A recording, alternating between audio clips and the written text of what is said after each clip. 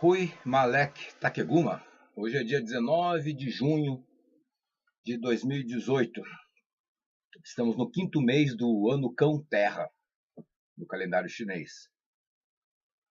São quase 7 da manhã, terça-feira, e amanhã, lua crescente. Bom, eu agradeço ao amigo Fábio Genovese, um artista plástico aqui da região de Visconde de Mauá, de ter postado perguntas sobre o meu trabalho aqui em Visconde de Mauá, que eu estou na Vila da Maromba, uma lojinha aqui, ó, que eu chamo de Do Coiote. Não sei quanto tempo vou ficar aqui, mas o nome, se eu mudar, vai se manter, Do Coiote. Enfim, o que acontece? Eu trabalhei com foto a minha vida toda. Aqui tem alguns exemplos de fotos que recheiam o meu estúdio, mas o trabalhar no sentido de gostar. Claro que fiz bicos de fotografia na época de arquitetura, cheguei a ganhar prêmio de fotografia em alguns lugares, seja no Japão, seja concursos variados, mas financeiramente minha vida foi voltada para somaterapia e trabalhei com outras atividades. Nunca sobrevivi de fotografia. Foi em 2017, quando eu ia completar 48 anos, que eu resolvi até me assumir como fotógrafo. Eu nunca usei esse termo de ser um fotógrafo. Eu sempre fui um somaterapeuta, profissionalmente. Agora, o que aconteceu é que em 2015 eu comecei a trabalhar num estúdio aqui da região de Visconde de Mauá usando uma técnica que mistura as pessoas dentro de uma cabine numa vila de baixo que chama Maringá. Eu era amigo do criador da técnica. A gente fumava maconha juntos, a gente tomava ayahuasca juntos, eu passava muito filme para ele, a gente passava na casa dele e ficava lá conversando com ele e os gatos dele.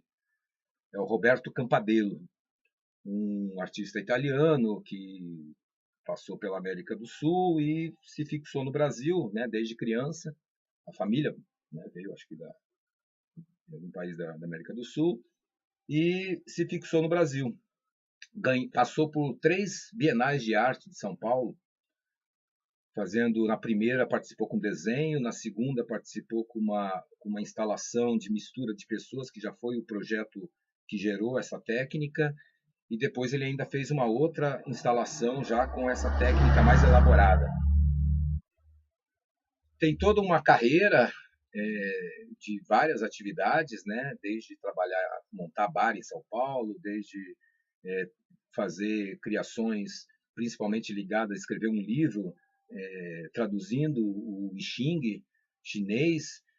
Tem toda uma obra de tradução artística em cima de desenhos do I Ching, desenvolvendo uma técnica muito interessante que um tio meu fez de uma outra forma lá em Curitiba, o Cláudio Seto, também um artista plástico.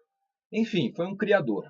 E nos poucos anos que eu conheci ele, no final da vida dele, ainda estava criando, estava desenvolvendo técnicas, até me ajudou a desenvolver uma técnica de um exercício que eu usei na somaterapia, na Somaie, uma técnica usando um espelho, em que a gente mudava a nossa percepção da realidade através do uso contínuo de um espelho que mudava a nossa realidade.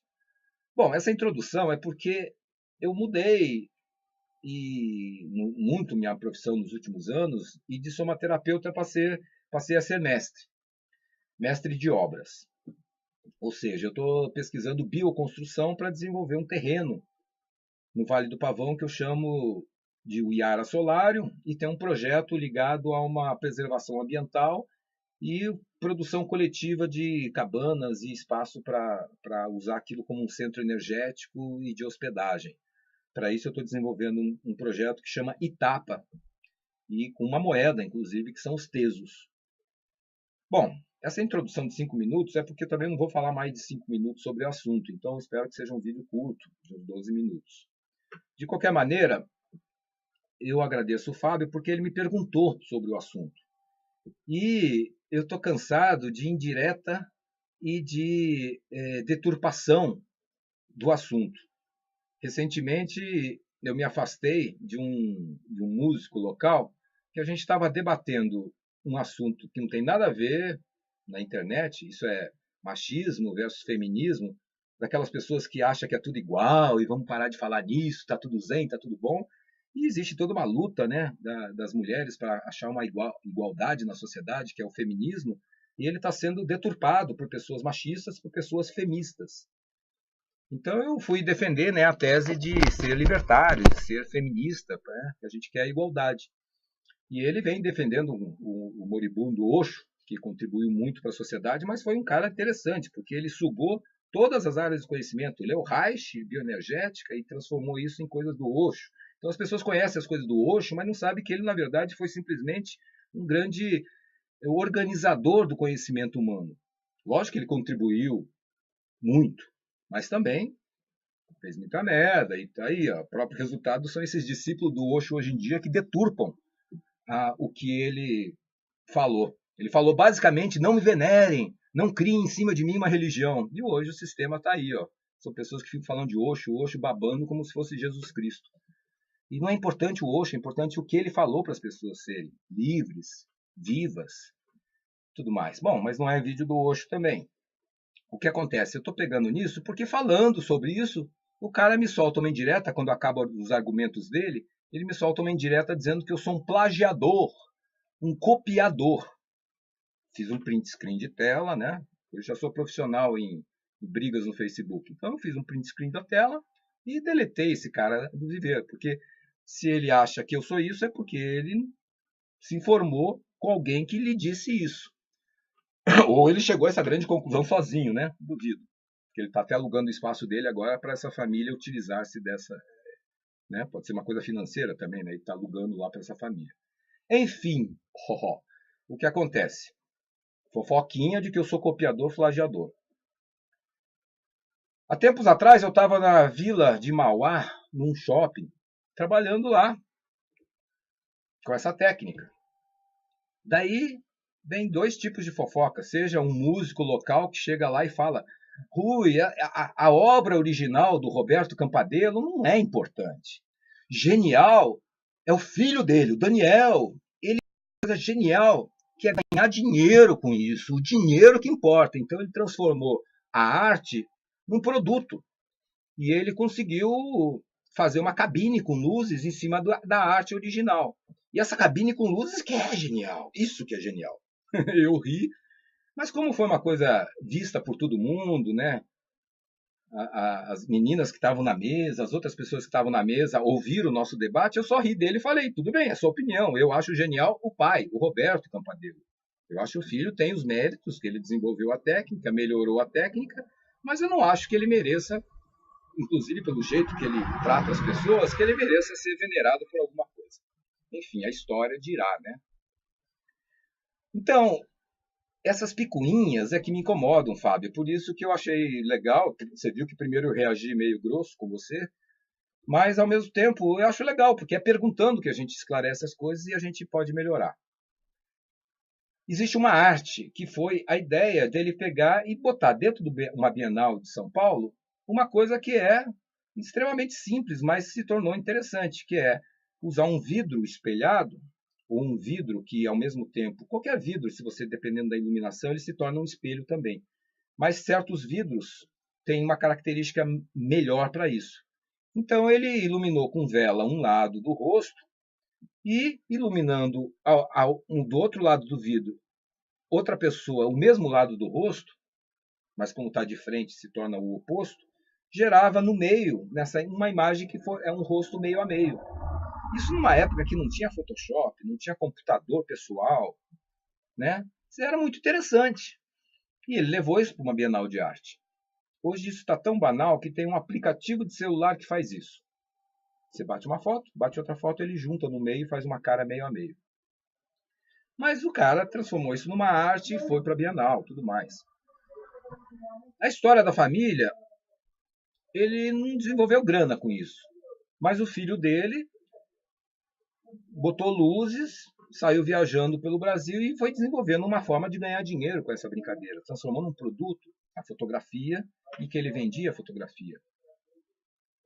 Bom, o que acontece? Você quer saber da arte? Então tá aí. A arte é uma mistura. Opa, esse meu computador tem essa quebra aqui. É uma mistura, a arte, de poder as pessoas perceberem uma mistura através de um vidro. Então, eu posso te dizer aqui que eles tentaram patentear isso para ficar exclusivo, mas não deu. Porque não se pode patentear um vidro, não se pode patentear essa ideia, porque ela acontece de 1000 formas. Na tela do computador, dependendo se eu estiver bem iluminado, em um ambiente iluminado, eu vejo uma imagem, que é a imagem do computador, e vejo o meu reflexo nela ao mesmo tempo. Não tem como patentear isso. Então, o que acontece? Ele tem um medo de competições. Reza a lenda que ele até expulsou a família, as irmãs, desse trabalho para ele fazer sozinho. Quando eu conheci a técnica, eles tinham uma equipe de profissionais no Brasil. Ele foi minando esses profissionais, porque ele quer que só ele faça essa técnica, porque ele tem medo que as pessoas não façam a brincadeira e ele perca o dinheiro dele, se as pessoas sabem como é que funciona. E eu acho isso ridículo, porque não é o saber que afasta as pessoas, não é o desconhecido que de repente a pessoa vai achar deslumbrante aquilo. Não. Hoje em dia a gente está num outro tempo, é outra realidade, mas depois eu explico por que ele teve um incidente que me esclareceu muito esse assunto. O que acontece, está dando 12 minutos, vai demorar um pouco mais o vídeo, mas tudo bem. O que acontece? Existe uma arte que é as pessoas brincarem dentro do espelho através de luzes que facilitam essa mistura, que a gente brinca ser um ambiente surreal. Trabalha para mim, que eu sou terapeuta, né, a sensorialidade, a diferença entre o que eu estou vendo e o que eu estou sentindo das mãos, do toque. E essa surrealidade é uma arte, tudo bem, mas só que é uma arte livre. Tanto que ia se aproveitar do quê? Do material. Então, uma época, ele criou um vidro, esse vidro, né, ele fez num formato que ele passou a vender e chamou de jogo, né? Então ele vendia um vidro com um manual de instrução e um LP que foi junto para as pessoas daí comprarem esse pacote, botarem um LP na vitrola, ouvirem uma música gostosa e brincarem com isso. Isso poderia ser usado para foto, para terapia, para jogo, para brincadeira. Tá lá, tá como fala, no manual de instruções da brincadeira. E lá ele coloca, não tinha como patentear, ele colocou. Essa é uma arte aberta, né? Quem já leu um pouco Humberto Eco, sabe o que é obra aberta, né? Tem uma visão um pouco mais ampla, sabe o que é isso, né? Que é uma coisa livre. As pessoas podem fazer. Quem comprou aquele jogo há anos atrás pode montar uma cabine em qualquer lugar do mundo e vender fotos, porque é aberto, porque o problema, o produto é o material, então ele ganhava em cima da venda do vidro, em cima da venda da brincadeira. Isso é uma curiosidade, porque na verdade, o que acontece? O vidro que é o grande jogo da história. Porque o vidro parou de se fabricar, então esse vidro bom para essa brincadeira já não existe mais. Para você mudar uma fábrica, mandar uma fábrica fazer esse vidro, eles teriam que mudar a fórmula da composição, mudar o esquema da fábrica. Então, para fazer um vidro ou fazer centenas de vidros é quase o mesmo preço e sairia muito caro. Então, não compensa. Então, o que acontece? É uma arte que foi ficando na mão de uma família, não porque é uma propriedade intelectual, mas porque eles que têm a propriedade material daquele vidro. Tanto que um amigo meu, também anarquista, lá de Belo Horizonte, que trabalhou com essa técnica há muitos anos, ajudou a divulgar muito essa técnica, simplesmente trabalhou aqui também, em Visconde Mauá, quando eles tiravam férias, ele cuidava do estúdio. Mas esse amigo, o Barnabé, hoje Barna de Cartola, Ele trabalhava com essa técnica, muito antes de eu mexer com isso. E um dia quebrou o vidro dele. Ele ligou para o Daniel e falou: Daniel, eu quebrei meu vidro, você me arruma um outro? E o Daniel falou: não, não arrumo não. E o Barnabé: pô, mas Daniel, nós somos amigos, eu trabalho com essa técnica, não sei o quê. Não, não te dou não, só eu vou fazer, só eu vou fazer. O Barnabé ficou tão incomodado com essa história, falou: que coisa medíocre, né? Daí ele ficou pesquisando. Pesquisou por 2 anos física, ótica. E teve um insight. Foi numa fábrica de película e desenvolveram uma fórmula de uma película que, colocado num vidro comum, produz o mesmo efeito. E melhor, sem ser amarelo. Ou seja, é uma evolução da técnica ou uma evolução física do material, né? E continuou a trabalhar com isso. O que acontece? A minha história pessoal, eu não vou nem entrar em detalhes, é um vídeo já de 16 minutos e já ficou para o passado. Mas trabalhei um ano, um pouco mais de um ano, quase um ano, minto, quase um ano no estúdio, entre 2015 e 2016, na Vila de Maringá.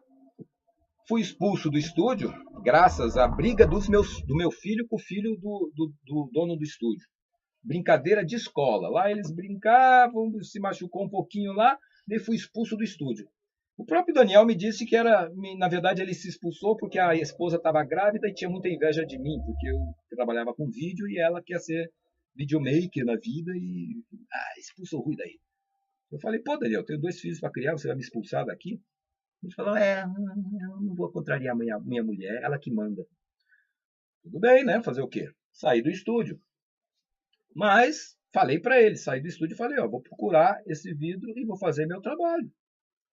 Ele ainda tentou me segurar, falar: tá bom, Rui, vamos fazer um esquema, daí você pode usar a nossa marca, mas tem que ser desse jeito.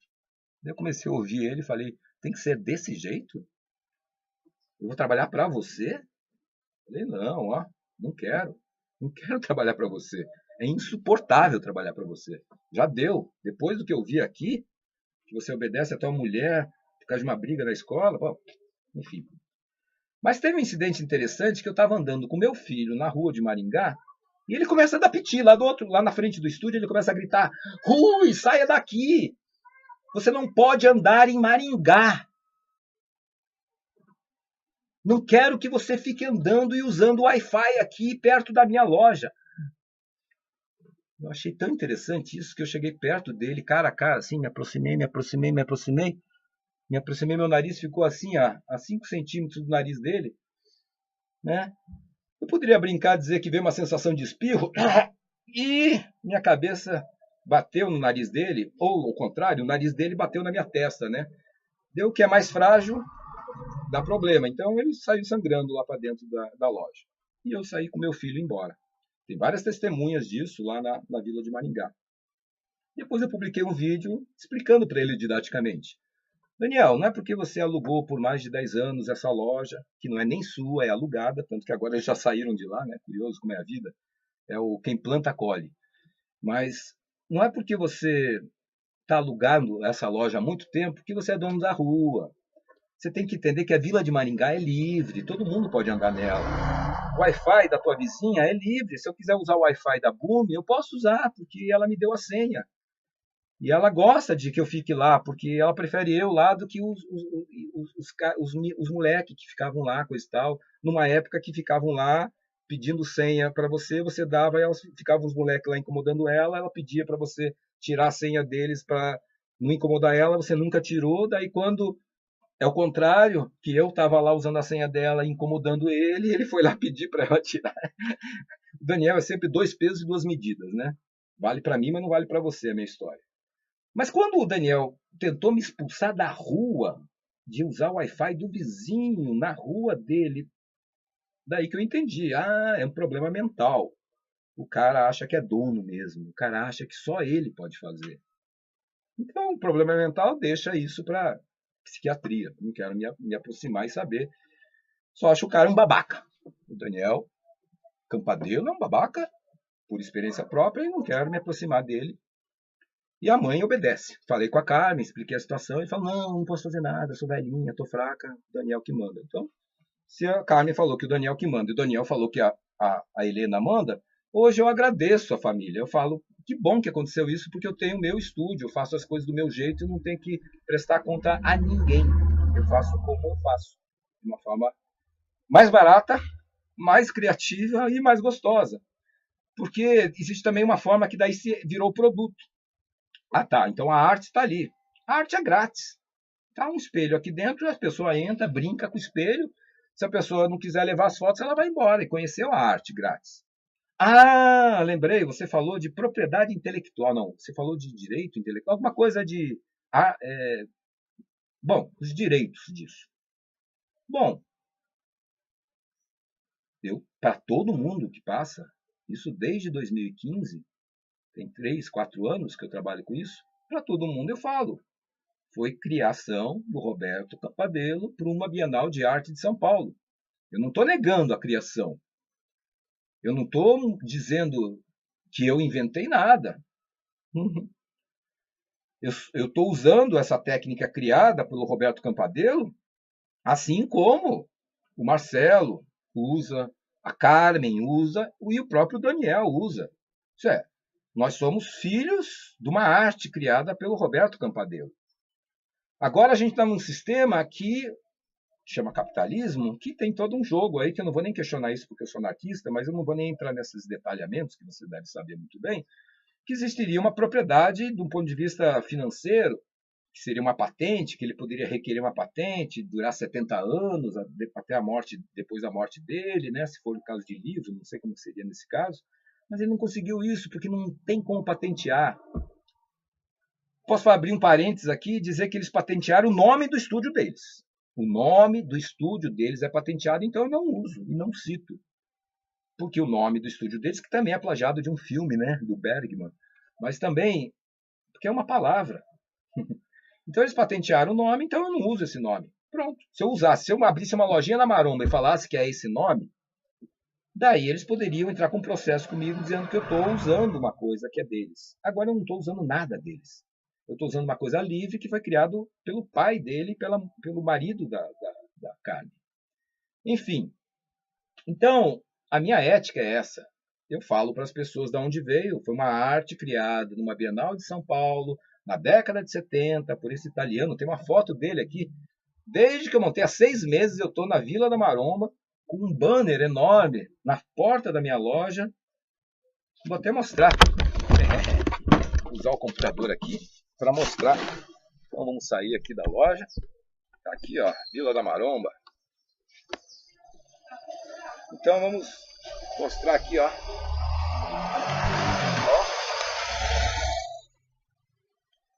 E aqui, ó, o velho Robertão, uma foto que eu fiz.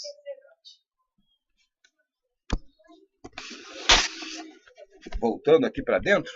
Então o que acontece? Qualquer pessoa que passe pelo meu trabalho sabe quem criou essa técnica. Foi o italiano Roberto Campadelo para uma Bienal de Arte de São Paulo. Isso é a propriedade intelectual. Foi ele que desenvolveu isso. Agora, como você separou bem na tua postagem, você quer saber da arte, mas eu também falo do produto. O que se vende? Vende-se a fotografia. Eu faço do meu jeito. Primeiro desenvolvi vídeos, lá mesmo no Persona. Então, além das fotos, existem vídeos que as pessoas podem levar. E não sei se eles já estão fazendo. Se eu fosse o Kirst, eu diria, estão me copiando, estão fazendo vídeos. Não. Isso aí já era feito. Na época do Roberto, eles faziam Super 8 antigamente. Filmavam com Super 8, daí quando queriam fazer uma foto, tinham que fazer um fotograma, né? Só que eles vendem uma coisa que é um produto, uma foto photoshopada. Eles não vendem a arte pura. Eles pegam mais tempo que a pessoa fica dentro da cabine, eles sentam as pessoas no sofá e ficam brincando de photoshopar, tirar ruga, limpar, arrumar o que eles não conseguiram fazer ali no vidro, que é uma perfeição da foto, a simetria. Então eles fazem um Photoshop e vendem daí. Então eles cobram caro, para mim, né, que eu tenho pouca grana, mas eles cobram um preço que eu poderia gourmet, porque daí eles fazem um DVD, coisa já ultrapassada, né, mas fazem um DVD, Hoje em dia nem os Mac usam mais DVD, são só HD. Mas enfim, eles fazem um DVD, imprimem uma capinha e fazem um material bruto. Vendem um DVD com capa, impresso, e fazem umas fotos em papel fotográfico caseiro, assim, né? E vendem isso. É o produto que eles estão vendendo. Daí eles cobram o valor que quer, lá, 100, 200 reais. Eu vim para Maromba, eu tenho um estilo mais libertário, eu sou anarquista, eu sou mais contemporâneo, eu sou mais ecológico. Né? Eu fui conversando, trabalhei um ano lá quase, daí eu fui descobrindo. As pessoas falam, a gente usa uma vez o DVD, a gente chega em casa, passa para o computador e nunca mais vê o DVD. Então eu não quero produzir lixo. As pessoas usam DVD e viram lixo. Por quê? Hoje em dia todo mundo tem celular. Hoje em dia quase todo mundo tem e-mail. Então eu falo para a pessoa, você prefere receber por e-mail ou você prefere que eu passe para o seu celular? E explico para elas, fazer uma foto assim, que é impressa em papel fotográfico, vai durar pouco tempo e a qualidade é baixa. Se pega sol, não dura nada e não tem uma qualidade tão boa. Se você pegar o arquivo digital e levar num laboratório fotográfico, você faz uma foto de boa qualidade, que nem essa daqui. Então, as pessoas preferem. Elas pagam mais barato para mim, eu perco menos tempo, porque eu não sou um artista de Photoshop. Eu não fico perdendo tempo com Photoshop. Né? Eu faço as fotos lá e mostro para as pessoas de pé. Nem sento elas. Agora tem um sofazinho aqui quebrado, mas nem tinha sofá. As pessoas ficam de pé, eu mostro rapidamente as imagens e falo, se quer, pode comprar uma foto, pode comprar algumas, pode levar o pacote todo com desconto e ganha o vídeo editado. Ou não precisa levar nada, porque a arte eu já mostrei. Agora eu estou vendendo as minhas fotos. É o meu ganha-pão. Algumas pessoas levam, algumas pessoas não levam e pronto. Então, esse é meu estilo de fazer as coisas. Então, eu estou explicando aqui porque eu aproveito, né, Fábio, essa tua pergunta dentro do meu grupo, que estou até abandonando, passando para ficar só nas páginas do Facebook, para falar um pouco do assunto, para me limpar um pouco do assunto, porque essas coisas estavam aqui engasgadas, né? Essas picuinhas de que eu faço cópia, do que eu sou plagiador. Mas também foda-se, né? Se as pessoas pensam isso, é a mentalidade ou a caixa que está prendendo a cabeça das pessoas. Então, eu faço o meu trabalho desse jeito. Se as pessoas acham isso ruim, pior, a gente está num Estado de Direito e ainda estamos numa democracia, apesar do Rio já ter uma intervenção federal militar, né, de fachada, uma forma aí desse governo enganar o povão, dizendo que vai melhorar com os milicos e está se provando que está pior. A gente ainda está numa democracia. A justiça no Brasil é uma merda, mas ela funciona para pequenas instâncias. Nas grandes instâncias é pura corrupção, mas para pequenas instâncias às vezes é burocrático, demora muito, coisa e tal, é horrível. Já passei por alguns processos judiciários, é terrível, mas é o que a gente tem. Então, se ele acha que só ele pode fazer, me processe. Ele já usou disso para me expulsar do shopping Aldeia dos Imigrantes, falando lá para o restaurante, vou processar vocês do restaurante porque estão abrigando uma obra patenteada minha. Os caras não queriam conflito, são gente boa, lá o Thiago, a Thaís, são super na boa. Então eles falaram, Rui, procura um outro lugar, porque eu não quero conflito lá com a família. A gente sabe que eles não têm direito de processar tudo mais, mas vai ser encheção de saco, processo e tal. E eu entendi. Eu saí lá do shopping e estou tocando o meu caminho. Então, cada vez que eles tentaram me atrapalhar, foi melhor, porque agora eu tenho o meu ponto aqui. Então, eu acho que é isso. A gente planta o que colhe. Eu estou desenvolvendo uma técnica de um amigo, que era amigo meu antes de eu aprender essa técnica, o Roberto Campadelo. E simplesmente estou aí esperando o processo deles, porque na verdade, se ele me processar, eu processo ele por calúnia, por todas as coisas que aconteceram e eu tenho registro. Então eu desejo um processo deles, mas eles não têm coragem ou não têm capacidade para isso, porque não tem como me processar. Né? A gente está num lugar que você já foi processado porque você faz suas artes plásticas, porque você mexe com aquarela, com técnicas que você usa? Né? Não, né? Acho que essa coisa de processo é ameaça e blá blá blá de quem é inseguro, tem medo da sua competência, então tenta, né? Eu sou terapeuta, né? Essa é uma coisa tão básica, essa coisa da psicologia é muito simples. A pessoa se sente inferior, então tenta mostrar para os outros que é superior. Eu tento mostrar que a gente é igual. Ninguém é superior a ninguém, ninguém é inferior a ninguém, todo mundo é igual. A vida é plena. A gente pode fazer, criar, a gente tem a liberdade de fazer o criar. A gente que vai se criando caixas na cabeça, caixas no corpo, e vai criando uma cultura medíocre. Eu sou pela liberdade, eu sou pela arte, e eu acho que a arte também não é produto. A arte, para mim, é desalienar as pessoas, é um conceito, né? Herbert Reed. É uma outra coisa, né? Não sei se você conhece, deve conhecer, mas para mim a arte tem uma função social de ajudar as pessoas a abrir a consciência. Então eu faço um trabalho que é diferente do marketing. Eu acho terrível a forma como eles trabalham lá, que é catar as pessoas na rua, empurrar para dentro do estúdio. Muitos gostam disso, porque as pessoas não iriam fazer um trabalho fotográfico. Eu não, eu já sou um outro estilo. Eu chego, ó, a pessoa está passando aqui, eu falo tudo. É uma ilusão ótica criada por um artista numa Bienal de Arte de São Paulo. Eu faço o trabalho gratuito de mostrar essa arte e faço umas fotos. E depois, se você quiser, você pode levar essas fotos a partir de R$ 20. Eu falo isso para as pessoas que passam aqui. 70% das pessoas falam, volto depois, vou almoçar, não quero. E os que entram fazem o trabalho, alguns pagam, outros não, e assim eu toco. Mas sabe qual é a questão? Eu não vivo disso somente. Eu faço meus guias, eu faço sessões de ayahuasca, eu sou terapeuta, eu faço isso, eu faço um monte de coisa. Então eu não tenho uma insegurança de que eu vou morrer de fome se eu tiver uma concorrência sobre esse trabalho. Então é isso.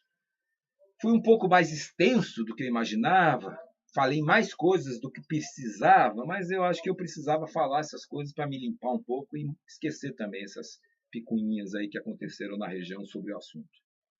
Então é isso.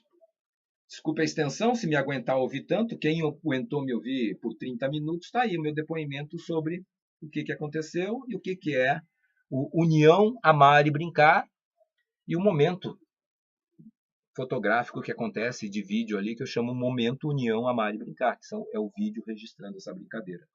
Fica o convite aí para quem queira conhecer no Brasil, assista esse vídeo. Vale a pena. É uma experiência sensorial, artística, gostosa, diferente. Dura 5 minutos. E diferente mesmo. As pessoas não têm noção de como uma coisa é diferente do que você vê uma fotografia e você passar pela sensação de viver a coisa. Valeu?